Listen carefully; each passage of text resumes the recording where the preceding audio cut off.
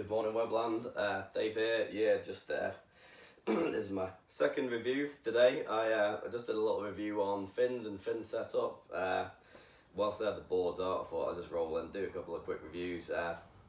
Just me, my iPhone, and my lounge. That's it. No, nothing fancy. And I've got a shitty cold, so I apologise for the rough voice. Yeah, background. Just wanted to put a bit of information out there about longboards. There's so many reviews now on short boards and fin setups, and you know, I've got the lost puddle fish, all that. I've got all that kind of stuff. I've done all that kind of stuff. You can find the information from the pros on that kind of stuff, so that's fine. There's some guys that do really good content. Benny's Boardroom, Surf and Show, Board Shop UK, nice stuff, guys. Good content. So yeah, just wanted to put something really basic up for normal folk about longboards, because there's just like very little around on longboards. I used to ride longboards a few years back, haven't ridden them for a long time, got back into them in the last couple of years. Really love the feel of the single fins, it's quite new to me, they're just so much fun. And yeah, I just wanted to do a bit of information. So basically, this is the FireWire Wingnut Noserider. This has been a cracking board. This has been my return to longboarding, and I've absolutely loved it, to be quite honest. It's the best of both worlds to me. It's got a really thin tail at the back, it's narrow at the back, it's got a hard edge at the back, it's got lots of volume in the middle, it's got a flat rocker, it's got a big nose, so it's kind of like, it's called the Wingnut Noserider. It is a nose rider, but it's actually quite a performance board off the tail. I'll try and get a bit of a picture of the rocker, so you'll probably be able to see it's got a really thin tail, heaps of volume up in the middle section, fins out a bit in the nose, it's quite wide, it's really flat, like the bottom contours, honestly there is like zero concave anywhere, there's nothing crazy going on in it, it's basically dead flat with a little bit of V just around the fin box is all I can gather from this board. There's pretty much nothing in it. Dims are 9/0, 22 and 7/8, 3 1/4, and it's 73 and a 73.4. So it's got the volume, it's got the paddle power. The rocker's dead flat. Where we ride is I'm in Sumner in Christchurch. It's a fat wave, it's a slow wave, it's a longboarder's wave, but it's a fun wave, and this thing's been really good for it. I mean, it has limitations. You know, if you get into bigger, steeper surf, the rocker's a little bit limiting, the size of the nose is a little bit limiting, but it's a fast board, it's a fun board, it's easy to transition as well. You can ride it off the tail, you can drive off the tail, and you can ride, I'm not going to make the dumb statement that it rides like a short board, but you don't have to adjust what you do all that much. You don't have to walk around the board. It's not a log, it's not a roll bottom, it's not a belly, it's not a soft rail. It's a hard rail longboard with a traditional feel to it, basically. So yeah, it's in the TimberTech technology by FireWire. I've been a FireWire fan for lots of years now. I've had lots of the short boards.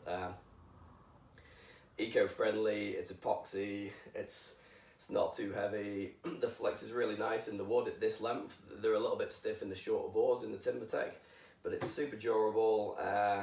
You've got I think it's a 3mm Polonia deck skin, and the rail is actually wood as well. So it's basically it's the same sort of idea. You've got a thick wood parabolic stringer, so your stringer's all the way around outside of the board, and then the top sheet and bottom sheet are actually also wood, and then it's got the fiberglass cloth and epoxy resin over it. So it's a light board, it's a durable board, it's a flexible board. It's a really good modern take on a bit of a retro feel, basically. So yeah, love it. Just thought I'd do a little review on it. I've ridden it in tiny waves, like knee high waves. It goes fine. I've ridden it in head high waves as well, don't have any problem. Like I say, in the closeout sections and stuff, you're just going to find his nose and the flat rocker a little bit more restricting. Fins wise, I'm a big fan of flex fins. You'll see that on my other review. So basically, I sort of switch between the Greeno 4.8, the Christensen tracker fin, they're both in a 9-inch, and just grabbed this really nice Shapers Volan fin as well just this week, and this is another cracking fin, and I can really recommend the Brothers Marshall by Captain Fins as well if you like flex fins. Okay, so I played around with a lot of different fins and tried to get the board a bit looser, but every time I tried to get the board a bit looser, I was going down just a bit too small in fin height. Basically, it was hard to get a fin with good area that still held on the nose, so I couldn't really go any lower in height than a 9-inch fin.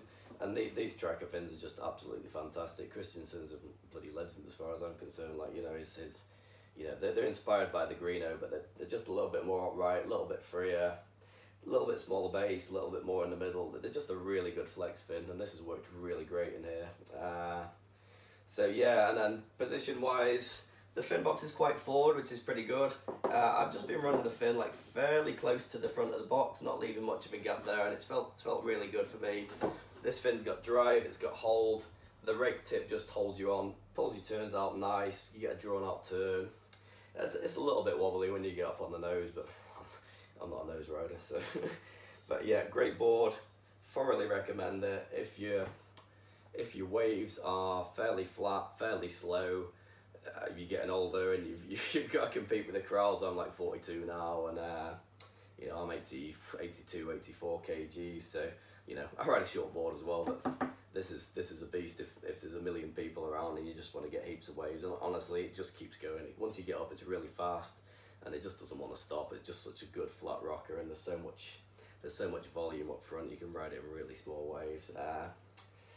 If you're looking for something a bit more of an all-rounder, a bit more high performance, stay tuned, because I'm probably just going to review my Tyler Jensen Specialty, which is definitely a slightly different board. I can recommend them both wholeheartedly for two different reasons, but I thought I got this originally.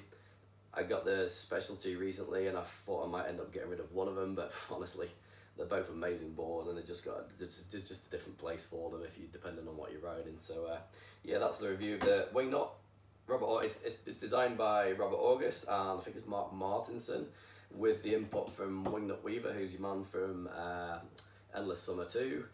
Really cool guy, really nice, you know, really nice, genuine guy, and yeah, it's a cracking board. If you're on the fence about single fins, go and try one. And if you're on the fence between a epoxy and a poly and a modern and a hand shape and all that jive, these things are just brilliant, and they're actually really reasonably priced. If you check these out compared to a lot of longboards, they're actually a fairly cheap option for a cracking board with world-class shapers and a durable, ecologically sound, flexible, nice construction. So yeah, that's the review of the 9.0 Wingnut Noserider by FireWire, and yeah, I'll catch you soon for the review on the Tyler Jensen Super T Specialty. Cheers.